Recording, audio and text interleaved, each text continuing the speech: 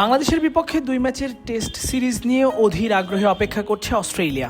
Darwin এবং ম্যাকওয়েতে হতে যাওয়া 2 টেস্ট দিয়ে 12 মাসের ব্যস্ত এক টেস্ট সূচি শুরু করতে যাচ্ছে অজিরা। বিশ্ব টেস্ট চ্যাম্পিয়নশিপের ফাইনালে খেলার রোডম্যাপ, এছাড়া অ্যাশেজ, নিউজিল্যান্ড, দক্ষিণ আফ্রিকা কিংবা ভারতের মতো দলের বিপক্ষে খেলার আগে বাংলাদেশের বিপক্ষে বলতে গেলে নিজেদের ঝালিয়ে নেবে কামিন্স হেডরা। এই সিরিজ নিয়ে তাই আগ্রহেরও কমতি নেই অজি সাবেক ক্রিকেটারদের মধ্যেও। সম্প্রতি ফক্স ক্রিকেটকে দেয়া এক সাক্ষাৎকারে অজি কিংবদন্তি অ্যালান বোর্ডার বাংলাদেশের বিপক্ষে 2 ম্যাচের টেস্ট সিরিজ নিয়ে কথা বলেছেন, যেখানে তার চাওয়া ডারউইন এবং ম্যাকওয়ের উইকেট যাতে বেশি বাউন্সি না হয়, বরং ব্যাটারদের পরখ করে দেখতে স্পোর্টিং উইকেট দেখতে চান এই অজি।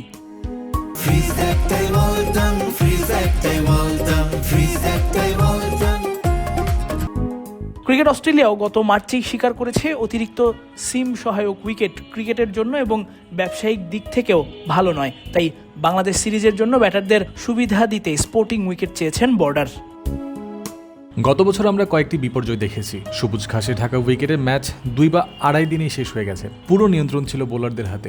আমি এমন সমতল, ভালো এবং সত্যিকারের উইকেট দেখতে চাই যেখানে শুরুতে ব্যাটসম্যানদের সুযোগ থাকবে, তারপর ম্যাচ যত এগোবে স্পিনার ও পেসাররা খেলায় প্রভাব ফেলবে। এমন হলে আমাদের ব্যাটিং কতটা ভালো সেটারও সঠিক মূল্যায়ন করা সম্ভব হবে।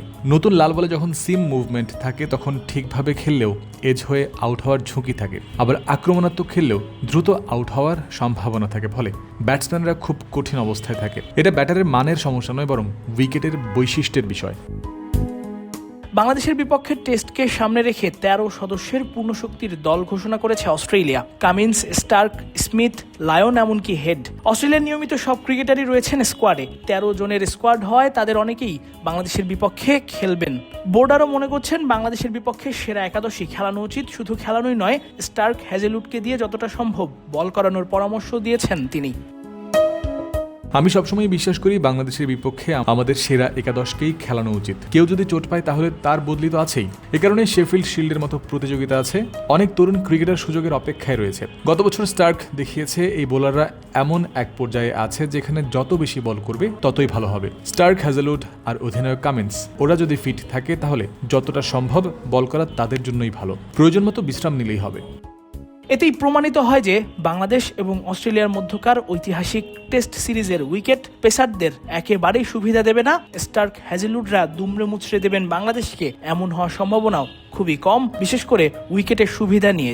তাই বাংলাদেশের ব্যাটারদের জন্য দারুণ একটা সুযোগ থাকছে তা বলাই যায়। আর বাংলাদেশের জন্য সুযোগ এই ফায়দা লুফে নিয়ে অজিদের বিপক্ষে স্মরণীয় কিছু করার। তাসফিক পলক, ক্রিক ফ্রেঞ্জি।